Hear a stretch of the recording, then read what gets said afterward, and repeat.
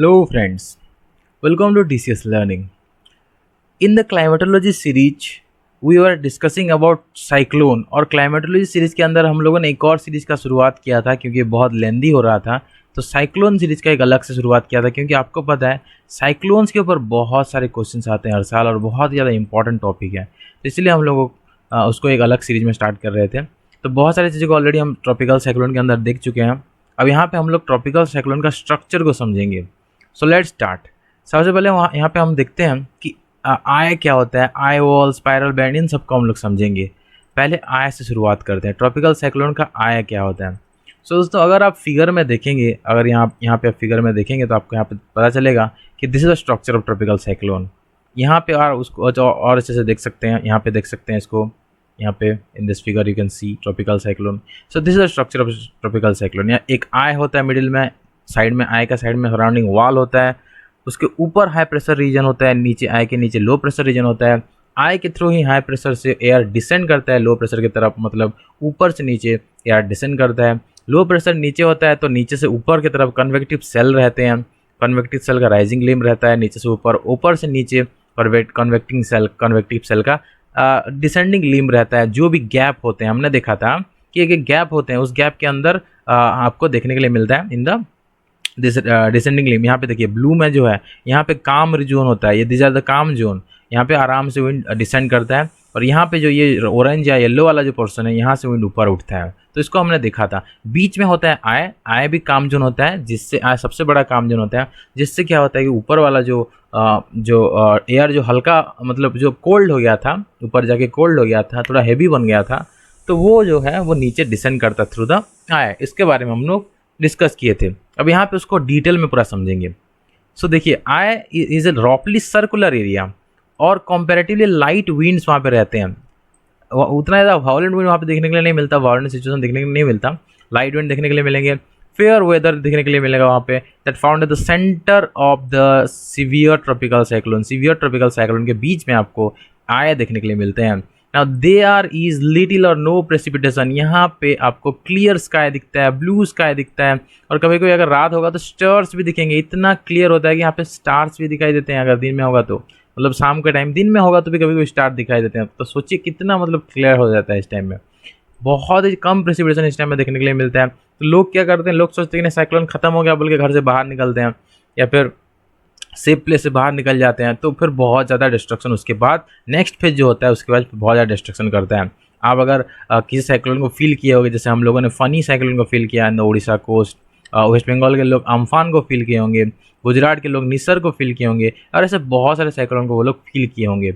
Now this is the ऐसे ही condition होता है यहाँ पे। तो आय जो होता है बिल्कुल काम रीजन होता है, कोई प्रेसिपिटेशन नहीं होता, लिटिल मॉइस्चर वहाँ पे रहता है, ब्लू स्काई देखने के लिए मिलता है, इवन कभी कभी स्टार भी देखने के लिए मिलते हैं। And the eye is the region of lowest surface pressure. यहाँ पे उस टाइम में सरफेस प्रेशर सबसे लोएस्ट रहता है, और वार्मेस्ट टेम्परेचर अलॉप्ट। वहाँ पे हमने देखा था कि इस रीजन पे ना यहाँ पे लोएस्ट आपको प्रेशर देखने के लिए मिलेगा। लो प्रेशर, सबसे ज़्यादा low pressure, intense low pressure eye में ही होता है। इंटेंस लो प्रेशर इधर आय है और उसके ऊपर हाई प्रेशर देखने के लिए मिलता है। यहाँ पे टेम्परेचर बहुत ज़्यादा होने के कारण यहाँ पे प्रेशर जो है सबसे ज़्यादा लो देखने के लिए मिलता है। इसको आपको यहाँ पे याद रखना है। अब आगे देखते हैं। हियर दैट आई टेम्परेचर में be 10 degree warmer than the और more at then altitude 12 kilometre than the surrounding environment. तो 10 डिग्री वार्मर होता है सराउंडिंग सराउंडिंग जो एनवायरनमेंट होता है उससे 10 डिग्री वार्मर रहता है। अल्टीट्यूड में अगर होगा तो more at an altitude of 12 kilometre का होगा तो वहाँ पे और ज़्यादा गर्म देखने के लिए मिलता है। But only 0 to 2 degree Celsius warmer at the surface of tropical cyclone. Tropical cyclone का सरफेस में ये 0 to 2 डिग्री वार्मर देखने के लिए मिलता है। इसको आपको याद रखना है। सो आय रेंजेस इन साइज 8 किलोमीटर उसका रेडियस हो सकता है, कभी कभी ओवर 200 किलोमीटर तक भी उसका रेडियस होता है। But most are the approximately 30 to 60 kilometre का डायमीटर का रहते हैं। मोस्ट साइक्लोन जो रहते हैं 30 to 60 किलोमीटर का डायमीटर उनका रहता है। अब देखेंगे आय वॉल। अगर आप फिगर में देखेंगे तो आपको पता चलेगा कि एक तो आय होता है बीच में और सराउंडिंग उसका वॉल होता है, इसको आय वॉल कहते हैं। इस फिगर में भी आप उसको समझ सकते हैं, सराउंडिंग आय वॉल। यहाँ पे अगर देखेंगे तो ये जो है वो आय वॉल है। So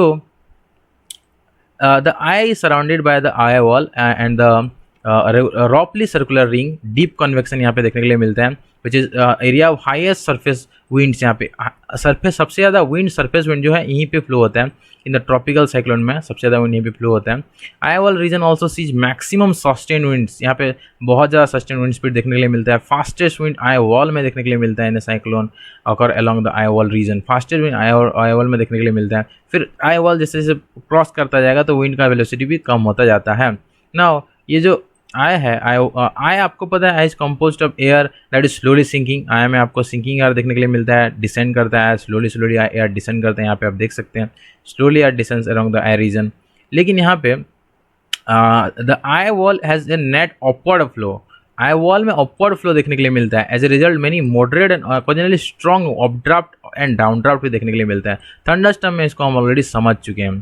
तो ओकेजनली वहाँ पे हमको स्ट्रॉन्ग अपड्राफ्ट और डाउन ड्राफ्ट, मतलब मॉइस्चर ऊपर चले जाएंगे या फिर मॉइस्चर बहुत ज़्यादा बारिश भी कराएंगे, ऐसा भी देखने के लिए मिलता है। मॉइस्चर घूमेगा बहुत ज़ोर से, उसको अपड्राफ्ट बोलते हैं। मॉइस्चर बहुत ज़ोर से जो घूमता है ना उसको अपड्राफ्ट बोलते हैं, ऊपर की तरफ जो जाता है।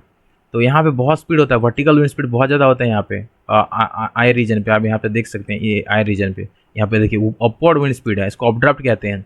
और यहाँ पे बहुत ज़्यादा प्रेसिपिटेशन होता है, नीचे बारिश होता है, तो उसको क्या कहते हैं, डाउन ड्राफ्ट भी कहते हैं। Now the eye warm temperature, eye's का जो वार्म टेम्परेचर है are due to compressional warming, adiabatic warming, compression से जो वार्मिंग होता है उसकी वजह से बहुत ज़्यादा वार्म होता है सबसिडिंग एयर का। देखिए यहाँ पे अगर आप देखेंगे तो मैं यहाँ पे आपको बता देता हूँ कि मान लीजिए दिस इज द मतलब आई एरिया, ठीक है। आया नहीं, मान लीजिए ये लो प्रेशर है, आया तो उसके बाद फॉर्म होगा ना।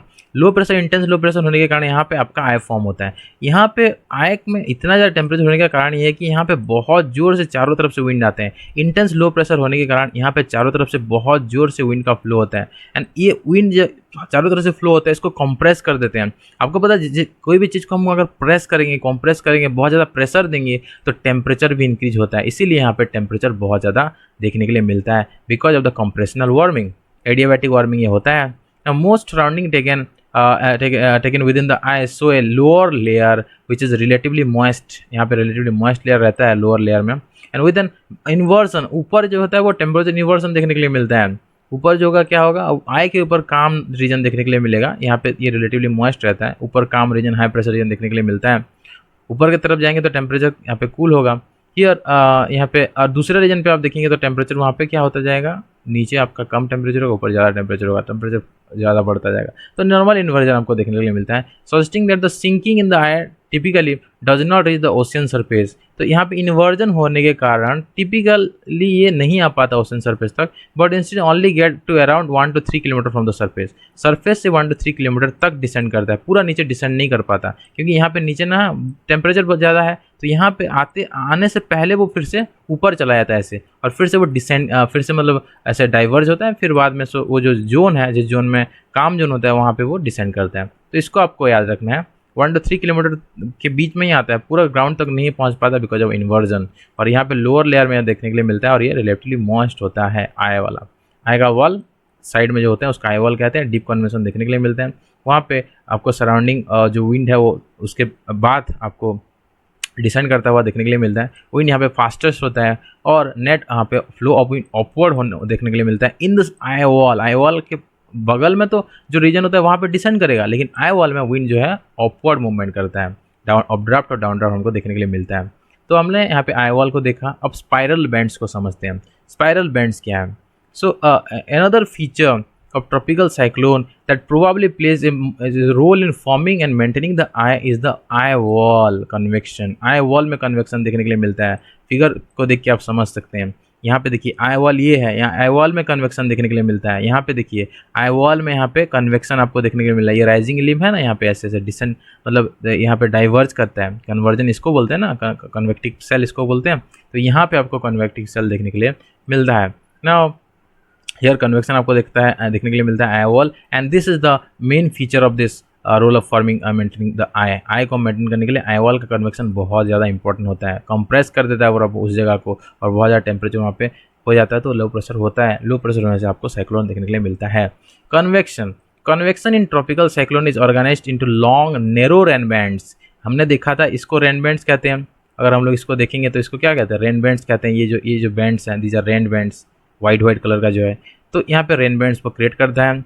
Narrow rain bands rain bands are oriented in the same direction as horizontal wind. Horizontal wind जैसे अब होता है उस सेम डायरेक्शन में वही ऐसे वो भी मतलब ऑर्गेनाइज्ड ओरिएंटेड रहते हैं। हॉरिजॉन्टल विंड जैसे मूव होता है वैसे यहाँ पे हमको देखने के लिए मिलता है the narrow rain band.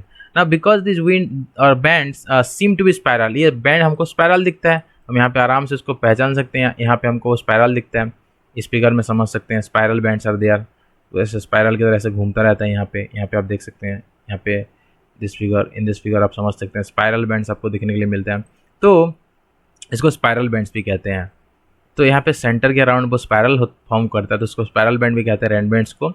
And along this bands low level convergence is maximum, यहाँ पे लो लेवल कन्वर्जेंस बहुत ज़्यादा होता है रेन बैंड्स में। And therefore upper level divergence is most pronounce above, नीचे क्या होता है कन्वर्जेंस होता है, चारों तरफ से विंड नीचे आता है क्योंकि नीचे लो प्रेशर है, ऊपर हाई प्रेशर है, ऊपर हाई प्रेशर होने से क्या होता है डाइवर्स करता है विंड, जो डाइवर्स करके नीचे फिर आता है और फिर यहाँ पे कन्वर्स करता है, साइकिल एक मेंटेन करते हैं यहाँ पे। So the direct circulation develop in which warm and most air converge at the surface ascend through these bands and diverge aloft and descend on the both side। मतलब यहाँ पे सिंपली ये बोल रहा है कि हमने देखा था आई वॉल था, ये मान लीजिए ये आई है, दिस इज आई वॉल, ये आपका ये पर्टिकुलरली आई वॉल है। आई में एयर क्या होता है डिसेंड करता है, पूरा ग्राउंड तक नहीं डिसेंड करता है, 1 किलोमीटर अबव तक डिसेंड करता है।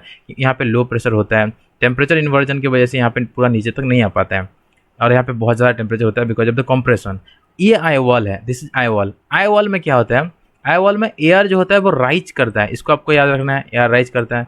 फिर आपका आ जाएगा रेन बैंड, ये जो है आपका रेन बैंड है, ये जो आपका है this region, this is the rain band region. Rain band में एयर क्या करता है, नहीं आई वॉल के बाद एक गैप होगा, एक गैप में एयर डिसेंड करता है, गैप में एयर डिसेंड करता है, फिर आएगा आपका रेन बैंड। रेन बैंड में एयर फिर से ऊपर जाता है, रेन बैंड में एयर और मॉइस्चर ऊपर जाता है, इसको आपको याद रखना है। फिर आपका आएगा गैप, जो मतलब डिसेंडिंग का काम जोन होता है, काम जोन में फिर से डिसेंड करेगा, दोनों तरफ काम जोन में डिसेंड करेगा, फिर से रेन बैंड आएगा, फिर से वहाँ पे ऊपर जाएगा, फिर से काम बैंड, वहाँ पे नीचे रेन बैंड, फिर ऊपर, ऐसे स्पायरल एक फॉर्म करता है, बहुत लंबा चौड़ा आपको स्पायरल यहाँ पे देखने के लिए मिलता है। So this is the structure. अगर आपको यहाँ पे समझ में नहीं आया तो यहाँ पे आप देख सकते हैं कैसे रेन बैंड्स होते हैं। रेन बैंड्स ऊपर जाएगा, काम जोन नीचे आएगा, फिर रेन बैंड्स, फिर काम जोन, ऐसे देखने के लिए मिलता है। Now subsidence is distributed over a wide area। subsidence बहुत बड़ा एरिया में होता है on the outside of the rain band, but is concentrated in a small inside area। एक छोटा सा inside area में आपको देखने के लिए मिलता है जिसको हम काम जोन बोले अभी। and as the air subside adiabatic warming takes place and their air is dies। जब एयर सबसाइड करता है तो वहाँ पे एडियाबैटिक वार्मिंग होगा, एडियाबैटिक वार्मिंग होने से एयर जो होता है वो ड्राई रहता है, उस रीजन पे हमको रेनफॉल देखने के लिए नहीं मिलता, एयर वहाँ पे ड्राई रहता है। अब because of subsidence, because subsidence is concentrated on the inside of the band, concentration कहाँ है, inside of the band है। the adiabatic warming is stronger inward। subsidence is concentrated on the inside of the band, that's why adiabatic warming is stronger inward। समझ सकते हैं आपको subsidence कहाँ है, inside of the band हो रहा है, दो बैंड के बीच में हो रहा है। यहाँ पे ये एक रेन बैंड है, ये एक रेन बैंड है, ठीक है, ये एक रेन बैंड, ये एक रेन, दो रेन बैंड है। यहाँ पे ऊपर जाता है, यहाँ पे भी ऊपर जाता है रेन बैंड में, बीच में जो काम जो है वहाँ पे यार डिसेंड करता है, तो इसीलिए यहाँ पे एडियाबैटिक वार्मिंग होता है और यहाँ पे यार आपका ड्राई देखने के लिए मिलता है। यहाँ पे एडियाबैटिक वार्मिंग जो स्ट्रॉन्गर देखने के लिए मिलता है, इनवर्ड आपका फॉर्म होता है। And form the band causing A sharp contrast in the pressure. यहाँ पे शार्प कॉन्ट्रास्ट देखने के लिए मिलेगा, एक जगह पे हाई प्रेशर, दूसरी जगह पे लो प्रेशर। जहाँ पे विंड ऊपर जा रहा है वहाँ पे लो प्रेशर है, जहाँ पे विंड नीचे आ रहा है वहाँ पे लो हाई प्रेशर है। सो एक कॉन्ट्रास्टिंग प्रेशर सिचुएशन आपको देखने के लिए मिलता है। Since the warm air is lighter than the cold air, दोनों एयर में जो वेट का डिफरेंस होता है तो प्रेशर का भी डिफरेंस होता है। Now because of the pressure falls on inside the tangential winds around the tropical cyclone increase due to increase pressure gradient. तो प्रेशर ग्रेडियंट वहाँ पे इंक्रीज होता है, तो इसीलिए ट्रॉपिकल साइक्लोन का जो स्पीड है, टेंजेंशियल विंड स्पीड, वो भी इंक्रीज करता है।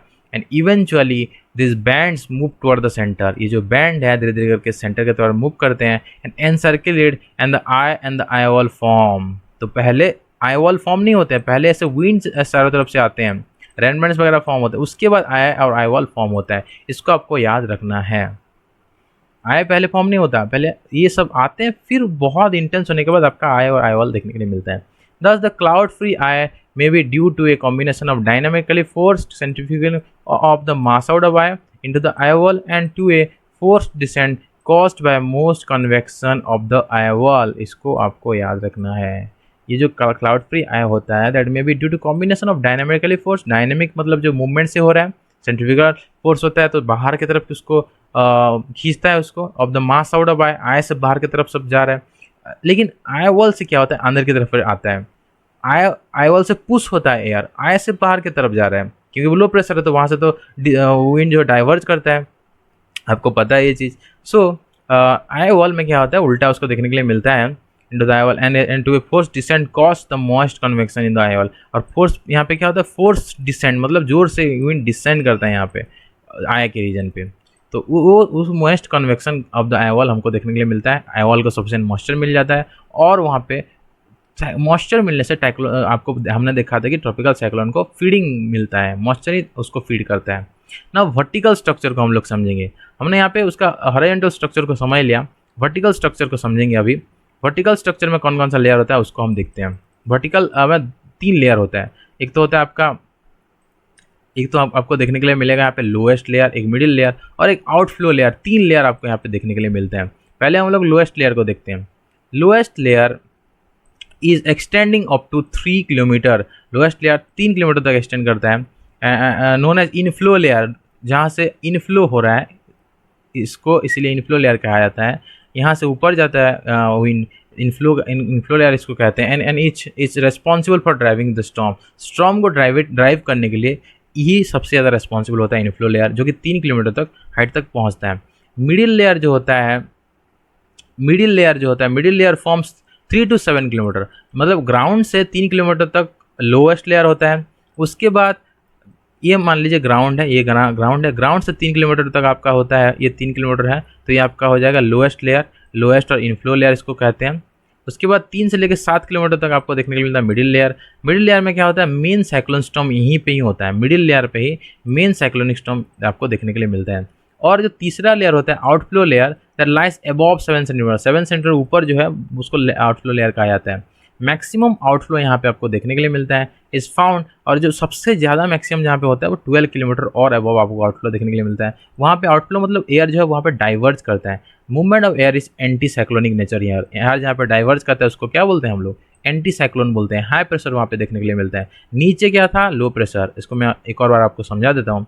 नीचे क्या था, नीचे अगर ये आपका मान लीजिए ग्राउंड है तो नीचे लो प्रेशर था, यहाँ से विंड क्या करता है ऊपर जाता है, ऊपर जाके ऊपर डाइवर्ज करता है, ठीक है, ऊपर जैसे डाइवर्ज करता है तो ये ऊपर आपका हाई प्रेशर देखने के लिए मिलता है। और हाई प्रेशर मतलब क्या होता है, एंटी साइक्लोनिक कंडीशन, और लो प्रेशर मतलब साइक्लोनिक कंडीशन, तो नीचे साइक्लोनिक कंडीशन देखने के लिए मिलता है। हाइट में अगर वर्टिकल स्ट्रक्चर हम देखेंगे, हॉरिजॉन्टल को हमने देखा कि आई होता है पहले, फिर आई के सराउंडिंग आपका आई वॉल होता है, फिर आई वॉल के सराउंडिंग एक गैप देखने के लिए मिलता है, गैप, और जिसको हमने काम जोन बोला। फिर गैप के बाद आपको रेन बैंड्स देखने के लिए मिलते हैं, ऐसे रेन बैंड्स, फिर रेन बैंड्स के बाद फिर गैप देखने के लिए मिलता है, फिर रेन बैंड्स, ऐसे हमको देखने के लिए मिलता है। ये तो हॉरिजॉन्टली हमने देखा था। आप वर्टिकल्स को समझ रहे हैं तो वर्टिकल को देखेंगे तो 3 किलोमीटर तक आपको देखने के लिए मिलता है इनफ्लो लेयर, फिर 7 किलोमीटर तक आपको देखने के लिए मिलता है मिडिल लेयर, जहाँ पे आपको साइक्लोन का मोस्ट एक्टिविटी, मोस्ट विंड यहीं पे फ्लो होता है, क्योंकि ऊपर नीचे तक तो नहीं आ पाता, हमने देखा था।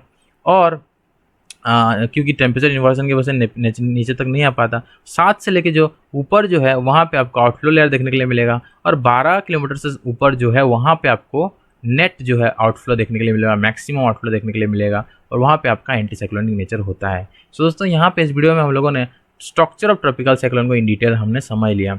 अगर आपको ऐसे नोट्स चाहिए तो आप कमेंट कीजिए, टेलीग्राम चैनल को भी ज्वाइन कर सकते हैं फॉर नोट्स। कमेंट करके बताइए अगर आप इस तरह का नोट्स चाहते हैं तो you can comment. Now, thank you and stay tuned for the next part.